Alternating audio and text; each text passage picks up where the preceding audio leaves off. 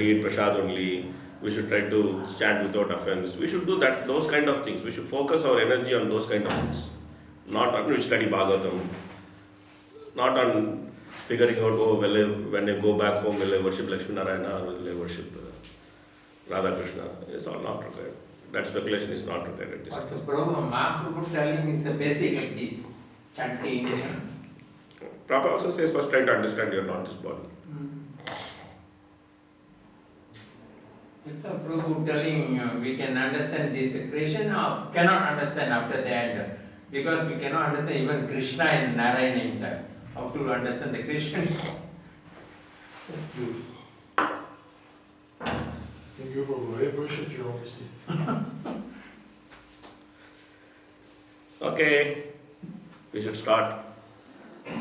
Hare Krishna, Krishna Krishna, Hare Hare, Hare Ram, Ram Ram, Hare Hare. Okay, so we'll start with 5th chapter and we'll see the system is that we'll read some translations, we'll read some set of translations, then after reading a set of translations, then we'll come back and read some purports. Okay, we'll not read the whole purports, we'll read some portions of purport. Okay, the whole purport I am assuming that you all have read in your own time. It's important for you to read all the purports. I am not going to read the entire purport in the class because we don't have time. So we are going to read only a few sections of the purports.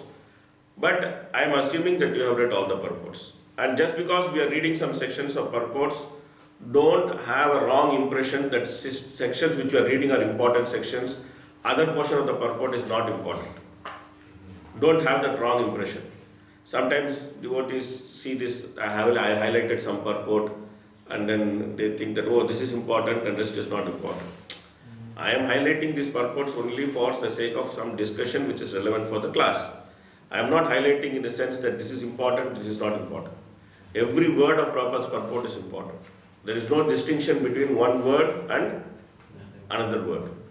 But I am highlighting them based on some learning objectives which are meant relevant for discussion within the limited time which we have. If the choice is given to me, I would read every word of the purport. And I would take whatever time it takes to do it. But choice is not given to me. You all have a limited time to finish the course. You all signed up for a course for a limited time. You're all busy devotees. So you all have so many things to do. So we are going to read and discuss few portions. I am making it very, very clear that it doesn't mean that other portions of purports are not important. Yes, Roji. I was going to say, sometimes I struggle with time to read every single purport, that's the only thing. So I don't want to feel like I'm not prepared for the class, basically.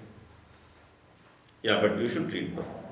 I know, but I struggle to find the time to read through everything, that's the thing. Yeah, generally the course arrangement in Mayapur Institute, how it is that the course starts 3 months before you come here. So there is Purva Swadhyaya and there is what is done on site. So ideally when you come for this course, you should have read all the purports, you should have answered all the Purva Swadhyaya questions, you should have memorized all the shlokas, then you should come here. This is how you are supposed to come here. Okay. When we were students, if our teacher understands that we didn't read the purport, they will throw us out of the class. But now the whole dynamic of student-teacher dynamic is changed. It's very different dynamics. But when we studied, I studied Bhakti Yoga in Mayapur Institute. And I studied in 2012-13. At that time, if the teacher finds out that we didn't read the purport and we are sitting in the class, teacher will tell, get out of the class. So then we have to go out of the class because we didn't study purport. So now is everything goes on. But in general, even if you want, I can't read the whole purport because we don't have time in the class to read the whole purport. Then we'll just read the purport, we'll not have any discussion. It will become like a book reading session. Your time was the course, so like only 3.5 months? Yeah. And you still managed to, I tried to read purport. I'm teaching now. Yeah. Okay, I'm student and teacher. Okay, 4:30 to 6:30, 4 to 6:30. I have Bhaktivedanta class. I'm student. Okay, Oh, so you have to study for that also. so when I go to my class, because we are trained like that, I make sure that my purports are studied.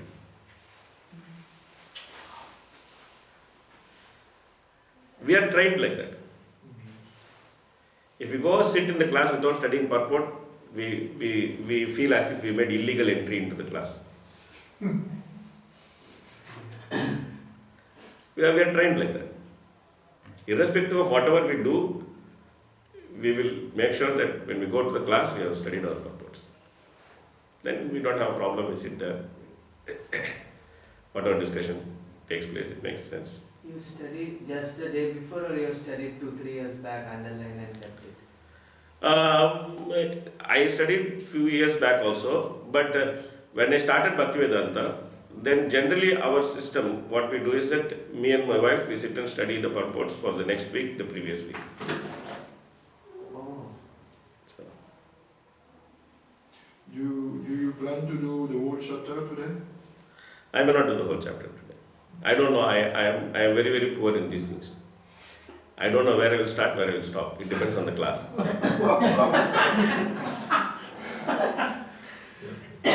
You may find that I am the most disorganized teacher you will ever see in your life. You're the best teacher, Roji. So far, what we have done. So, In summary. Yes.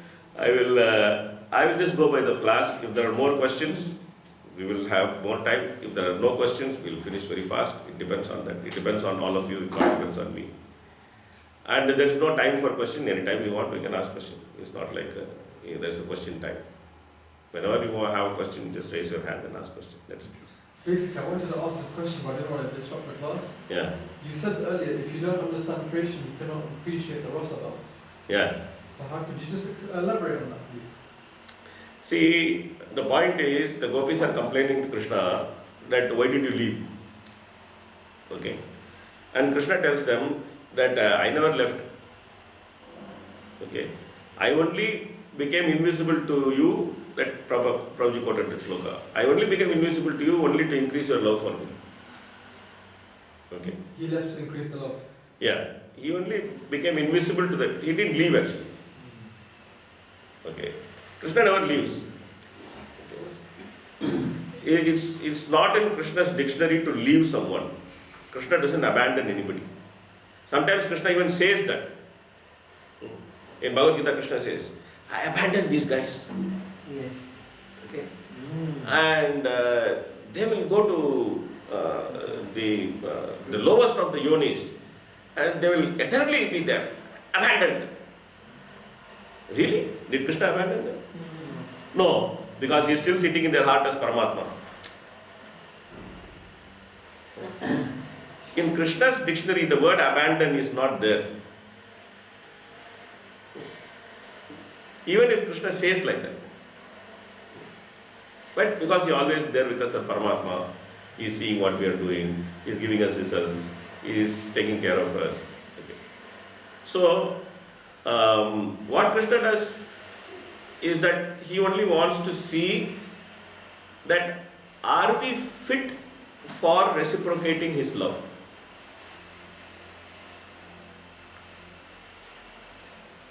Are we fit for reciprocating his love? Krishna wants to see, okay, what is Krishna's love? What is nature of Krishna's love? I explained that Jiva wants to forget Krishna, but Jiva has no means to forget Krishna.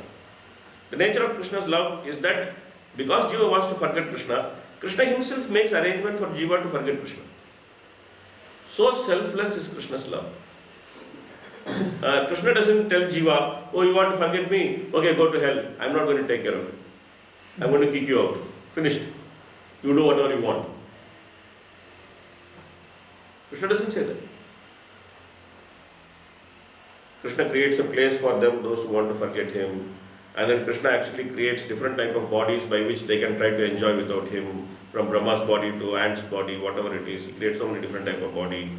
So Krishna is actually giving every opportunity for the jiva to actually realize that there is no happiness without being with Krishna. Yeah? So this is nature of Krishna's love. So, in order to reciprocate with Krishna's love, we should also have similar type of love. Do you understand? When Krishna says that I will leave you, okay, we should not say that, okay, go to hell. You want to leave me, you go to hell.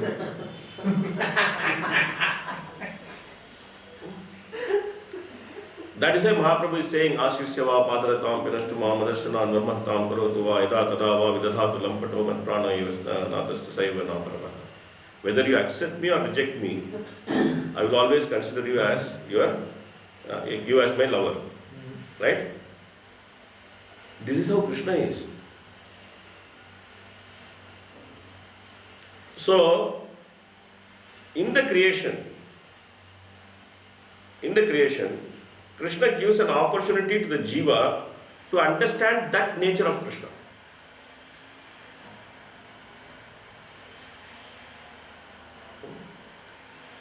So that's why in Shvetashvara Upanishad it is said, Asya Mahimanam Vitashokaha. That the moment this bird, which is actually eating the fruits and enjoying and suffering, when he turns towards the other bird who is actually looking at him and understand his glory, Asya Mahimanam, when he understands that glory of that bird, he becomes free of his lamentation, Vitashokaha. What is his glory? His glory is his love. That's why Krishna actually makes a joke with all of us. Okay. Krishna makes many jokes. Krishna is a joker. Okay. So he makes one big joke with all of us. What is that? In 7th chapter Bhagavad Gita, Krishna tells, Mattaha parataram nanyat kinchitasti dhananjaya mayi sarvamidam protam shrutre maniganayuva. So he is saying that everything rests upon me, just like the pearls rest upon a string. So when the pearls are resting upon a string, can you see the string? No. So just because you don't see the string, does it mean the pearl string is not there? The very fact that the pearls are forming a necklace means that string is there. Any intelligent fellow knows this. Okay? But instead of winning over Krishna, we are simply trying to win over the opulence of the material world, Dhananjaya. What we are trying to do? We are trying to win over the opulence of this material world. We are trying to become Dhananjaya. But we are supposed to win over Krishna. We are supposed to understand all these pearls which are like opulence of the material world are simply held together by the string which is Krishna. So if you actually win over Krishna, then you are done. But we are so stupid that instead of running behind the string, we are running behind the pearls. That's why Krishna is calling Arjuna Dhananjaya. Mattaha parataram nanyat kinchidasti Dhananjaya. Oh, winner of wealth. What is the use of your wealth?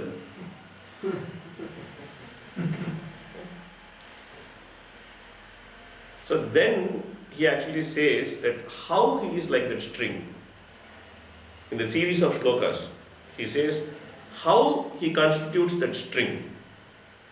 Rasohamapsa kaunteya prabhas vishashishurayo pranavas sarvavedeshu sabdakye paurisham rishu punyo gandha prativyamsha tejaschasmi bhavasho jivanam sarvabhuteshu tapaschasmi tapasvishu. Like that he goes on saying all the way up to what he says. He said dharma viruddho bhuteshu kamo asmi pradarshava. Starting from the taste of water, ending with the sex pleasure, which is non-contrary to regulative principles. Everything is simply Krishna's opulence. So, water is required for survival, sex is required for enjoyment. From survival to enjoyment, everything is provided by Krishna. that constitutes the string. And you fellow, you cannot see it. And you are running behind how to earn money. You are going to Dubai and you are thinking you can earn a lot of money and you can become big man. This is a joke. This is joke. Krishna's joke. Krishna is joking with this. So, the material world, the material creation actually gives us the opportunity to see Krishna's love. To see that He is the lover who doesn't leave. So we should also become that lover who will not leave. Even though Krishna makes some sort of drama with us, saying that, oh, I have left you. So can we see Krishna's unconditional love in creation, and can we reciprocate that love unconditionally?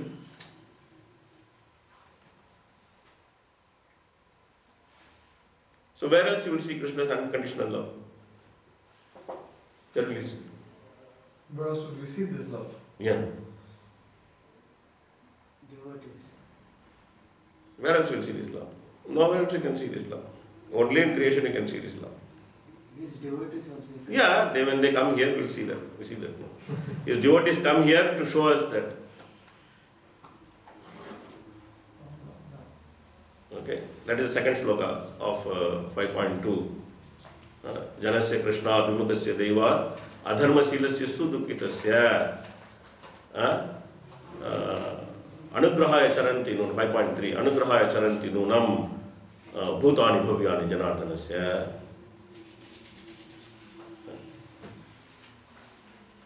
Just because the fellow has turned his face away from Krishna, he is going through so much difficulty. But that great devotees are wandering on this earth for what? Simply to tell us, hey guy, you are facing all this difficulty because you are not seeing Krishna. Just turn your face and see Krishna. Then you will be alright. So we understand now that without creation, studying creation, you can't understand aspects. Right, and the rasa dance was that feeling of love that even if Krishna leaves us, He doesn't ever leave us. So you have to understand. You need to understand. Krishna never leaves us. Because everything is His creation, so He Yeah. can't leave us. Yeah. So he's still protecting us, even though we might think that He's left us, but that's how much He loves us. We left Him and we are blaming Him that He left us. Sometimes, devotees go to Krishna and tell him, oh Krishna, why are you doing this to me? Are stupid fellow, you are doing this to Krishna, he is not doing anything to you.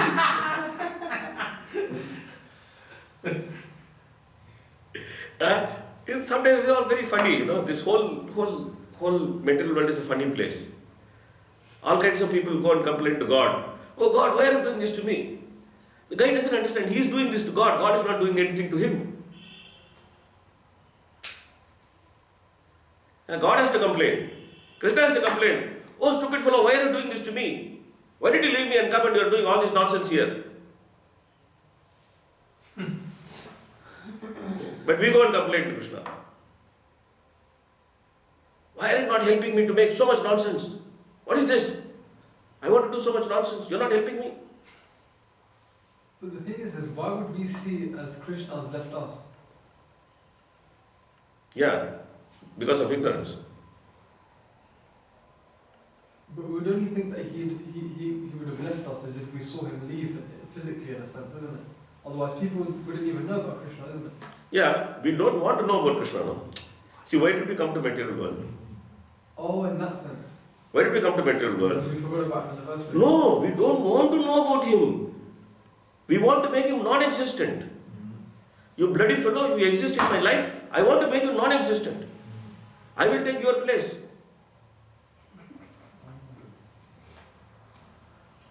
Correct? So how will we remember that we left Him?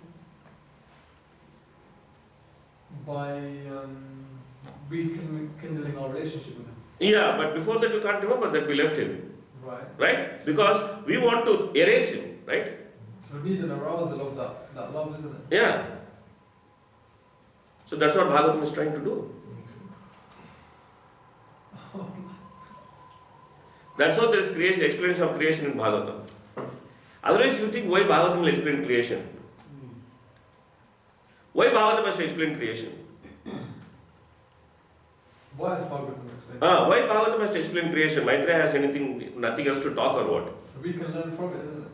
What? About exactly what you explained. Yeah, that's what. We can learn from Bhagavatam that we left Krishna. That is why the whole creation explanation is there. Otherwise, we wouldn't understand because you wouldn't have anyone to relate to. Yeah, Is that right? yeah. That's why Bhagavatam explains creation. Otherwise, there is no need to explain creation in Bhagavatam. Okay, Thank you. okay, any other question? Comment? Okay, we go into the shloka. Okay, yes, please. One small comment. Yes, please. When a devotee is turning towards Krishna, Hmm. it's nothing impossible for Krishna. Hmm. Why isn't he not removing everything together and very fast giving him the love and taking him? Because he's turning towards her. Hmm. Not with other desire, but when he's turning, Hmm. he may have anarthas, he's struggling with other things, but it's nothing difficult for Krishna. One moment, remove everything and come. Hmm. Still, he's making us go through so much through the sadhana. Okay, okay, okay. Get up, get up, get up, get up, get up, get up, get up, get up.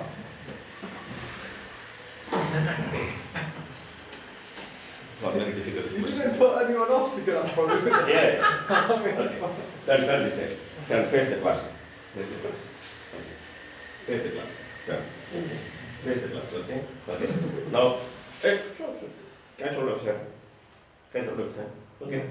Now you catch hold of his hand. Okay. You don't do it. You catch hold of his hand. Okay. Okay. Tight. Okay. Pull him this side. Pull him that side. Pull him that side. Pull him that side. Pull him that side. Okay. Pull. Pulling, right? Now this is Krishna. This is Maya. This is Krishna's energy. This is Krishna. This is Maya. Okay.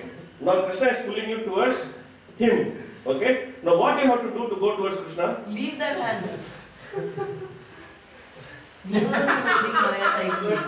That is also Krishna's energy. But who is holding it? You are holding. He can cut it off, no? He is trying to pull you down. Alright, pull him back. Pull him. Hold. If you are not doing, what will happen?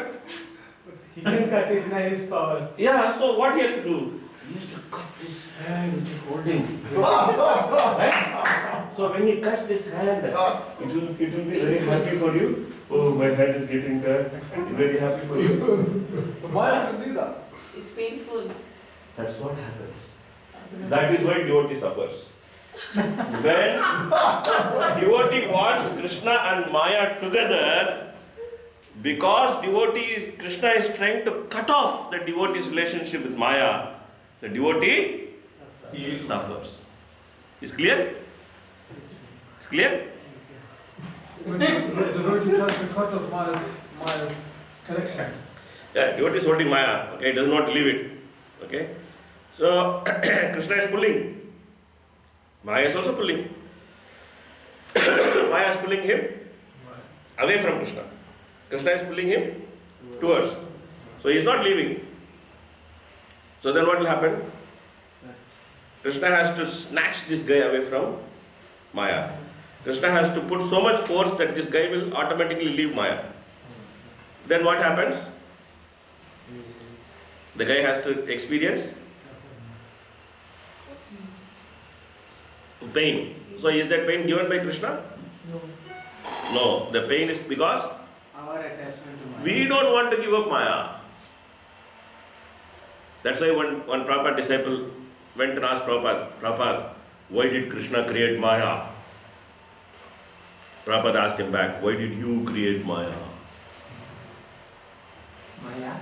Why did you Create create Maya? So who created Maya? Yeah. Our desires. What is Maya? What is the definition of Maya? Illusions, nothing. What is the definition of Maya? You studied already. That which is not. No, you clearly studied proper definition of Maya Illusion. in the second shloka of Chaturshloki Bhagavatam. Everything in relation to Krishna, you Everything not in to relation value. to Maya. Rityartham yam pratiyeta न प्रतीयेत चात्मनि तद विद्या आत्मनो माया.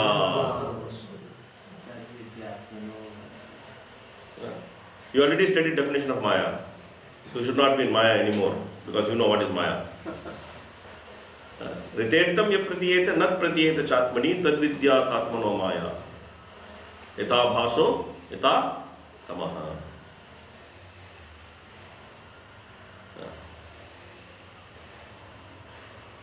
Krishna has given definition of Maya. Yes. Prabhuji, so now we want to leave Maya and come. So from like, you left everything and you came. Mhm. What was that point where you decided, whatever you left something at least to come to Mayapur? Don't ask my story. No, but we just want to know that I point. tell you my story, okay? Hmm. I thought I was living in Dubai and I was making money. I thought I made enough money in my life. Okay? Now I should become pure devotee. What I should become? Pure devotee. Pure devotee. So I thought the best way to become pure devotee is to go to Mayapur. I live in Mayapur and then I develop 4 hands. How many? 4. Only I am having 2, but I will develop 2 more. And then I came to Mayapur 10 years back. I am still looking for the guy who has 4 hands. I still didn't get him.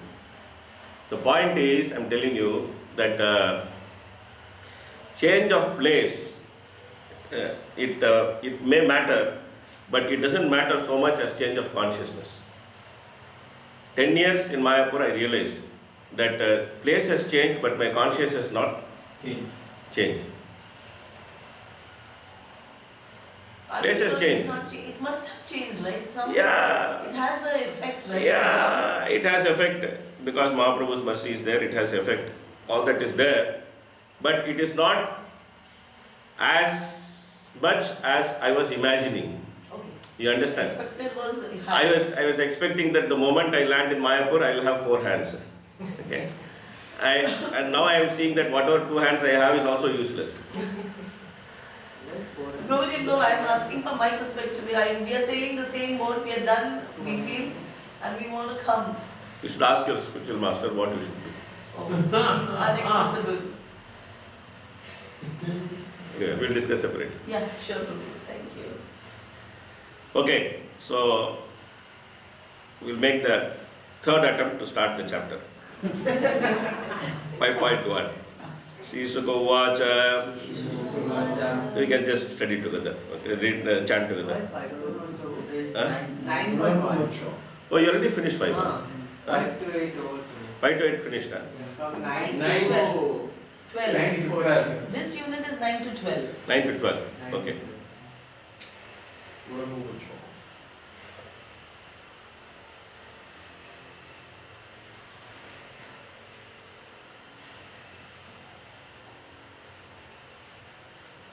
One second. Oh, just kind of confused me. He told me that we are going to start from 5.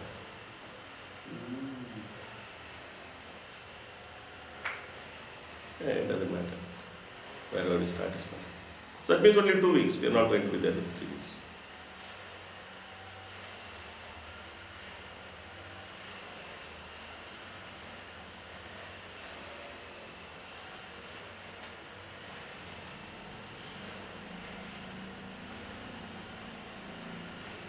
Nine.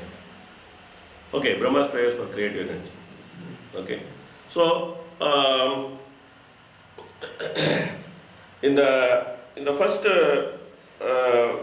chapter, like 5 to 7, 5 to 8, quickly what happened? Both Maitreya and Vidura met. They had some conversation. Then Vidura had original intention to ask his questions, which are, what is Maitreya's message? What is the message of the Lord for him? But he asked some common question. What is the question he asked? How to get real happiness? 7 questions we have. Real happiness, Vishwaroop, creation, secondary Purusha creation. Leela. Purusha. So he asked some common questions. Basically, he asked that people are wanting the happiness but they are suffering. Okay, what is the remedy for that? Okay, and then